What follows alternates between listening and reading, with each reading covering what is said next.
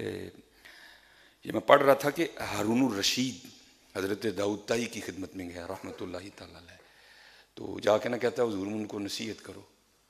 حضرت داؤد تائی ہارون الرشید گیا تو حضرت رو پڑے، اور اس طرح روئے کہ ہارون بھی رو پڑا.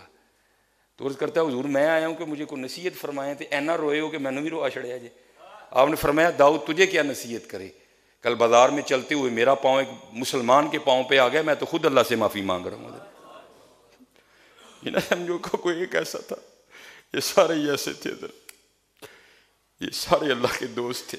اور اقبال نے تو کہہ بھی دیا نا، اقبال نے کہا بھائی جبوں کبوں والے بڑے ہیں، ہاں جبوں کبوں والے بڑے ہیں، لیکن اقبال کیا کہتا ہے، خدا کے بندے تو ہیں ہزاروں، بنوں میں پھرتے ہیں مارے مارے. ہاں جبوں کبوں والے بڑے، ہاں خدا کے بندے تو ہیں ہزاروں، بنوں میں پھرتے ہیں مارے مارے. میں اس کا بندہ بنوں گا جس کو خدا کے بندوں سے پیار ہوگا. میں بار بار نہیں بھائی، میرا اللہ قادر ہے، ان اللہ علی کل شیء قدیر، وہ قادر ہے بھائی. اور پیسے والوں دھیان رکھنا، وہ چاہے تو کسی کو غریب نہ چھوڑے، نہ تمہیں کسی پہ ایک روپیہ بھی خرچ کرنا پڑے، وہ چاہے تو سب کو امیر کر دے، لیکن بھائی اس کا رنگ ہے، کسی کو دے کے آزمائے گا، کسی کو نہ دے کے آزمائے گا. بیٹھے بھائی سارے ہی کمرہ امتحان چلیے، دھیان رکھیو بھائی، دھیان رکھیو. حضرت اب حضرت جنید کا نام نہ آئے تو باجزید کا نہ آئے تو مزہ ہی نہیں آتا پھر. اب حضرت باجزید کا نام نہ آئے تو مزہ ہی نہیں آئے گا پھر. شوکت سنجر و سلیم تیرے جلال کی نمود، فقر جنید و باجزید تیرا جمال بے نقاب. حضرت جنید کا نام آئے تو حضرت باجزید کا نہ آئے تو مزہ ہی نہیں بنتا. یہ اور حضرت آج کل یہ نیٹ ہے نا، اگر اس کے فائدے بڑے ہیں تو نقصان بھی بڑے ہیں. باقاعدہ ایک مہم چلائی جا رہی ہے، تو میں آپ سے کہوں گا آپ خود ان بزرگوں کو پڑھیں اور پھر فیصلہ کریں کہ یہ کیسے لوگ تھے، یہ کیسے لوگ تھے جن کی ایک ایک ادا سنت مصطفیٰ ہے. ہم جو مرضی ہم پہ الزام لگاؤ جی، کہانیاں سناتے ہیں، سٹوریاں، ہم کہانیاں نہیں سناتے، ہم سٹوریاں نہیں سناتے، ہم حضور نبی علیہ السلام کے غلاموں کی باتیں سناتے ہیں. قرآن کریم نے کہا اطیعوا اللہ و اطیعوا الرسول. آپ میں تجھے بتاؤں کہ اطاعت کرنے والوں نے اطاعت کی کس طرح ہے. میں اس دن پڑھ رہا تھا، یہ موزہ ہے نا، یہ جراب، یہ چلو قرآن پاک ہے، میں اس سے اوپر نہیں، یہ جراب ہے سردیوں میں. تو سنت کیا ہے کہ پہنتے ہوئے پہلے بسم اللہ شریف پڑھ کے دائیں پہنو، ٹھیک ہے جی. اس میں بھی سنت ہے، ڈائریکٹ پہن نہ لو بلکہ پہلے اس کو جھاڑو تاکہ اس میں کوئی تنکا نہ ہو، کوئی کانٹا نہ ہو، کوئی کیڑا وغیرہ نہ ہو، آپ کا نقصان نہ. یہ بھی سنت ہے. اگر آپ نے بند شوز پہنے اس میں بھی سنت ہے، اس کو بھی پہلے جھاڑو تاکہ اندر کوئی چیز نہ چلی گئی ہو، آپ کے پیر کو نقصان نہ ہو جائے. حضور نبی علیہ السلام ہم پہ کتنے شفیق ہیں حضرت، کتنا سونا طریقہ میں عطا فرما دیا ہے. یہ حضرت جی کیونکہ اب تو ہم بھی سفر پہ رہتے ہیں نا، تو میں نے اس کا مشاہدہ بھی کیا ہے. ایک دن نوائے وقت پہ خبر چلی سنت نبوی علیہ السلام کے حوالے سے. ہوا کیا حضرت جی، راول پنڈی جاتے ہوئے نا، جو دوست جاتے ہیں ان کو پتہ ہے بڑے ٹرک ہیں، بڑے ہوٹل ہیں جہاں پہ ٹرک وغیرہ اسٹے کرتے ہیں. ہوا کیا، ایک ٹرک والا اترا تو اس نے ایک ہوٹل سے نا کھانا کھایا، تو کھانا کھانے کے تھوڑی دیر بعد وہ وہیں مر گیا. اب وہ پولیس آئی، ہوٹل والے کو گرفتار کر لیا گیا، سارا عملہ گرفتار ہوا، ہوٹل سیل کر دیا گیا. جب اس ٹرک ڈرائیور کے ٹیسٹ کیے گئے نا، ٹیسٹ کیے گئے تو کیا آیا، اس کا جو انتقال ہے نا وہ سانپ کے زہر کی وجہ سے ہوا ہے. اب وہ شک میں پڑ گئے، بھائی کھانا سانپ کا زہر کیسے ہو گیا.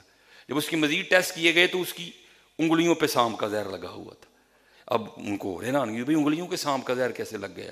اس کا ٹرک تھا، جب اس کے ٹرک کو دیکھا گیا نا تو اس کے ٹرک کے پچھلے پہیے پہ بھی سانپ کا زہر لگا ہوا تھا. اب اینڈ پہ بات کیا ہوئی کہ وہ ٹرک چلا رہا تھا، راستے میں کوئی سانپ اس کے ٹرک کے نیچے آ کے کچلا گیا، مارا گیا، اس کا زہر ٹائر کو لگ گیا.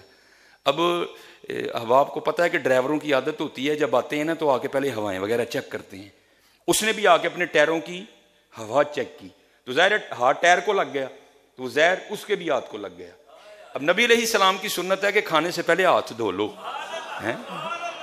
اس نے اس پہ عمل نہیں کیا کوئی، اس نے آ کے اسی طرح کھانا کھا لیا، اس کی وجہ سے اس کا اتنے حضور ہم پہ شفیق ہے حضرت جی ہے. نظر روح میں آسانی دیں، کلمہ یاد دلاتے یہ ہیں. ماں جب اکلوتے کو چھوڑے آ آ کہہ کے بلاتے یہ ہیں. باپ جہاں بیٹے سے بھاگے ہیں، لطف وہاں فرماتے یہ ہیں. اپنی بنی ہم آپ بگاڑیں، کون بنائے بناتے یہ ہیں. رافع دافع شافع نافع کیا کیا رحمت لاتے یہ ہیں. کہہ دو رضا سے خوش ہو خوش رہ، مجدہ رضا کا سناتے یہ ہیں. حضرت اتنے شفیق ہیں حضور نبی علیہ السلام پہ کہ ہمیں ایسا طریقہ عنایت کر دیا کہ میرے امتیوں کا نقصان نہ ہو. تو وہ کوئی بزرگ تھے تو ان کو نا کوئی زخم ہو گیا پاؤں پہ، وہ پھوڑا نکل آیا. تو سنت کیا ہے، پہنتے وقت پہلے دایاں پیر پہنو، اتارتے وقت پہلے بایاں پیر اتارو. پاندیاں چلو پنجابی میں اور آسان کر دیتا ہوں، پاندیاں پہلے سجا پیر پاؤ، لاندیاں جراب پہلے کھبا پیر لاؤ. اب وہ اللہ کے دوست تھے، حضور نبی علیہ السلام کے غلام تھے. وہ جس کو ہم جرا کہتے ہیں، وہ جرا نا حضرت کا زخم دیکھنے کے لیے آیا. تو حضرت نے نا وہ اوپر موزے پہنے ہوئے تھے، تو آ کے حضرت کو عرض کردہ حضور لاؤ پھر موزے. میں کھبا موزہ اتارا تو وہ جرا جو ہے نا وہ عرض کرتا ہے حضرت وہ زخم سجے پیر ہوتے ہوئے تو ہی کھبا لان دے. فرمایا بھائی زخم تے سجے پیر تے بھی محبوب دی سنت تے کھبا لانا ہے نا. زخم تے سجے پیر تے بھی وہ محبوب دی سنت تے کھبا لانا ہے نا. ہائے ہائے ہائے ہائے، یہ کسے کہانی ہے؟ ہائے ہائے، یہ حضور کے غلاموں کی باتیں ہیں. وہ لکھا ہے کہ حضرت بایزید رحمت اللہ تعالی علیہ حضرت سب بیدار تھے ساری رات. آپ نوافل، اگر سردیاں تو اندر، اگر گرمیاں تو سین میں. یہاں تک لکھا ہے حضرت بایزید کے لیے کہ جب حضرت کا انتقال ہو گیا نا تو آپ کے جو ہمسائے تھے نا وہ رات کو چھت پہ چڑھے. تو حضرت اس وقت لائٹیں وغیرہ تو نہیں نا ہوتی تھی، ٹھیک ہے جی، اس وقت تو چاند کی روشنی تھی. وہ ہمسائے جب چھت پہ چڑھے نا تو وہ جو ہمسائے تھے نا وہ بیوی اپنے خامن سے پوچھتی ہے حضرت کے انتقال کے بعد، وہ کہتی ہے بایزید دے ویڑے وچ ایک تنا نہیں سی، میں اکثر رات نو ویکھیا سی، تو تنا کتھے گیا؟ تو رو کر کہنے لگا او پگلی وہ تنا نہیں تھا، وہ تو بایزید تھے جو ساری رات قیام کیا کرتے تھے، جو ساری رات قیام کیا کرتے. تو اندھیرے کی وجہ سے اسے تنا سمجھتی رہی ہے، وہ تنا نہیں تھا، وہ حضرت بایزید تھے جو ساری رات قیام کیا کرتے تھے. والذین یبیتون لربہم سجدا وقیاما. وہ لکھا ہے کہ حضرت بایزید رحمۃ اللہ تعالی علیہ وہ نوافل پڑھ رہے تھے رات کو.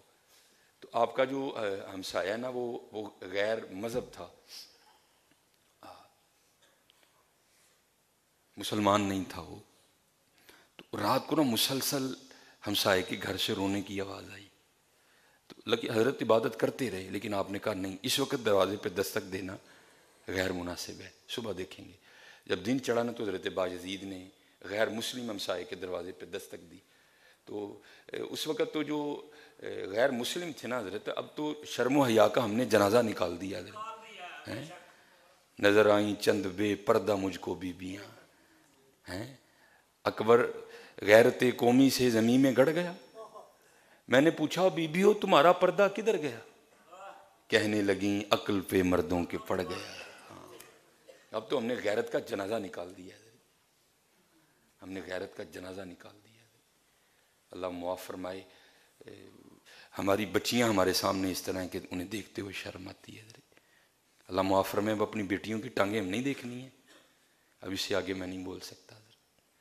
کیسا ہم نے شرم و یا کا جنازہ نکال دیا کہ کیا کرے. ہماری بیٹیاں حضرت جی تو ہمارے سامنے اس حال میں آتی ہیں کہ سمجھ نہیں آتی ان کو کس طرح دیکھیں حضرت. چلو چھوٹی چھوٹی بچیاں، میں حضرت بازار چلے جائیں نا، یہ بازاروں کا حال ہے. آپ کو بازار میں پورے بازو والا فراق نہیں ملے گا کوئی.